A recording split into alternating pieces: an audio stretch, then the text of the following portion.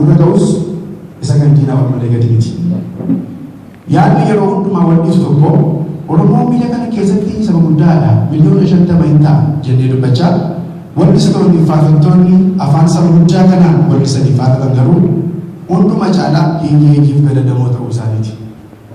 Oromoon gooftaa qabu kuma 100 Itoophiyaa keessa yoo jiraateef amanamummaadhaan siitii yoo nurraa miti nuun ofirra darbinee dhalootaaf bu'aa guddaa buusuu namoota ta'an ture. Haala qabatamaa amma lafa jiru siitiin faarfataa Oromoo tokko yoo baay'ate koppii 2,000 baatu gurguramu. Kun maal jechuudha? Deebiinsaa ifaan Oromoon fajjeessaa jira jechuudha.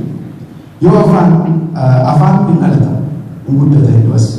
Sabni tokko yoo afaan isaa jiraate qofa jiraate yoo afaan isaa illee sabichis hin du'u. Muuziqaan afaan addunyaa isaati. Sabni tokko kan inni ittiin afaan isaa, aadaa isaa, eenyummaa isaa, amantii isaa hawaasa addunyaa kaanii wajjin ooluuf qooddatu kana muuziqaan.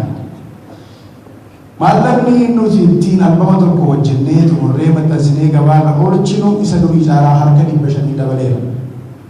Akkasuma immoo fedhiin uummanni keenya siitii bitee dhaggeeffachuudhaan qabu harka 1,000 hir'iseera. Kun akkamitti araaramaa falli isaa tokko qofa yookiin Oromoo wanta kanatti dammaqee yaada isaa geeddarachuudhaan faarfattootaaf faarfannaa afaan Oromoo baraaru yookaan immoo faarfataa faarfannaa afaan Oromoo dhaamsiifamanii walii gallee afaan kanaa wallee afaan kanaa guddisu. Kanaan achi waan hin biqillee facaasuun, waan hin alanne ulfaa'uun, waan hin guddanne moda'uun waan dhaabbatutti fakkaata. Aan albama faarfannaa guutuu ja'an hojjechaa jira, ja'affaa hojjechaa jira. Kana malees maxxansa addaa tokkoof dhiisii hojjedheera. Walumaa galatti hojii 10 jechuunis yoo xiqqaate faarfannaa 80 ol hojjedhee gurra uummataan ga'eera.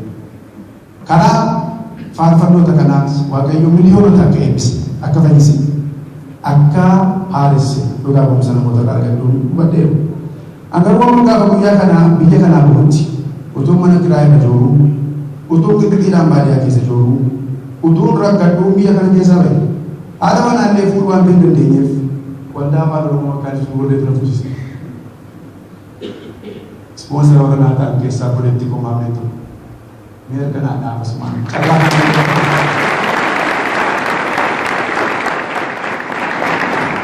yerootti maammeen sabbii koo ispoonsara goote yerootti ofirraa haftee namaaf taphate.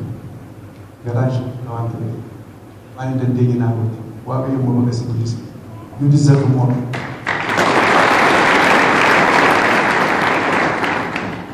Sababan Oromoo ta'eef, sababan saba koo jaalladhuuf, sababan saba koof quuqamuuf, sababan haqa saba kanaa falmuuf, dubbadhuuf biyya kana keessatti hidhameera, reebameera, baradhee hojii dhabeera. Biizinasii mataa koorraallee ammatti baradheetu jiru hojjechuu hin dandeessu. Atis ni duuta, haadha manaa keessin qal'aa, mucaa keessin qal'aa biyya kanaa bahi batii jedhamee doorsifamee ari'ameera. Haa ta'u malee biyya kana keessatti lammii akka lammii biyya kanaatti waan naaf malu utuu hin argatin. Saba kooliin guddisuuf kanaaf jaalala naaf malu utuu hin argatin. Gatii dadhabbii koo lafa ijoollummaa koo lafa kana gubbaatti dhiiseen lubbuu koo oolfachuudhaaf harka qullaa biyyaa biyya. Biyya kanatti dhaladhe, biyya kanatti guddadhe, biyya kanatti baradhe. Akkuma nama kamiyyuu biyya koo keessatti saba koo gidduutti hojjedhee jiraachuu nan barbaada. Saba koo fi biyya koof mul'ata guddaa qaba. An biyya koo kan biyya koo nagare. An biyya kootti dugdan garagalfanne, biyya kootti dugdamatti garagalfate. Haa ta'u malee biyya koo taanuu qabanne ishee dhufeessitiif. Hamma humna koo waan an danda'uun haqa saba koo falmu akkuma tuffetta jira. Ammas eebbiif nagaan jireenya dhugaan kan keessa guutu faarfannaa haaraa qabadee dhufeera. Faarfannaa kanaan hedduun akka eebbifaman abdii guddaa qaba. Faarfannaa kana hojjechuudhaaf gatii guddaa baaseera. Salphaadhumatti hojii idilee koo hojii ajaa'ib ofii godhee haadha manaa koo ijoollee sadii wajjin calbii keessatti gatee Dastaan fi jiraachaa konkolaataa kireeffachaa nyaachaa dhugaa harmee koo jaalala arguun irraa tuutti garaa jabaadheen yeroo koo annisaa koo horii koo aarsaa godheen faarfannaa kana jedhe. Kana malees faarfattootaaf faarfannaa afaan Oromootiif mul'ata qaba. Akkuma beekamu istuudiyoon faarfannaa yeroo ammaa kan itti hojjennu professional studio tun taane home studio jedhama. Kanarraa kan ka'e hojii sadarkaa isaa eeggate hojjechuun baay'ee ulfaataadha. Faarfattoonni horii ga'aa isaanii kaffaluu waan hin dandeenyeef warri muuziqaa qindeessan professional studio godhachuu hin danda'an. Faarfattoonni immoo sabni CD waan irraa hin bitneef isaa amma baasaa jiranuu dadhabaa waan dhufaniif gara yeedaloo qeenxee hojjechuutti deebi'aniiru.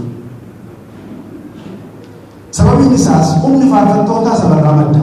Humni muuziqeessitootaa immoo faarfattoota madda. Olee bulee immoo hundumti isaayyuu hafuuf deemuu waan turanitti fakkaata. Ijoollee muraasni humni faarfattootaa gadi bu'aa waan dhufeef muuziqaa faarfannaarraa gara muuziqaa sirbaatti hundeessuutti deebi'aniiru. Isaan kaanis yaadaa jiru. Kana sororsuuf Oromoo Music Production OMP tokko kan sadarkaa idil addunyaa eegi waan hundumaa kan of keessaa qabu vocal training room yookaan kutaa shaakalii sagalee, recording room yookaan kutaa waraabbii, mixing room yookaan kutaa wal nyaachisan mastering room, kutaa xumuranii baasan video recording room, video editing room, live instrument room kan kana of keessaa qabu finfinnee keessatti baru anutti yaadaa.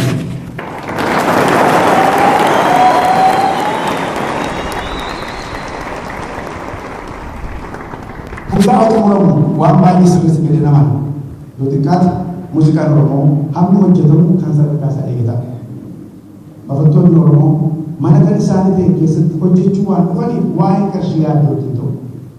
Kana malees istuudiyoo ofii keenya waan argannuuf muuziqeessitoota naamusa qabaniif waaqayyoon sodaatan filannee hafuurri keenya utuu hin jeeqamin yaada nagaaf tasgabbii qabuun hojii hafuuraa hojjechuu dandeenya.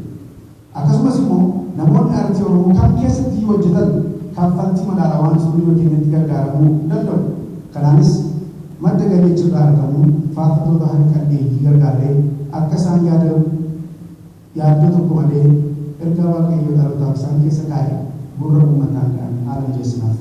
Walumaa galatti faayidaan pirojektii kanaa irraa argamu tokkoof lama miti.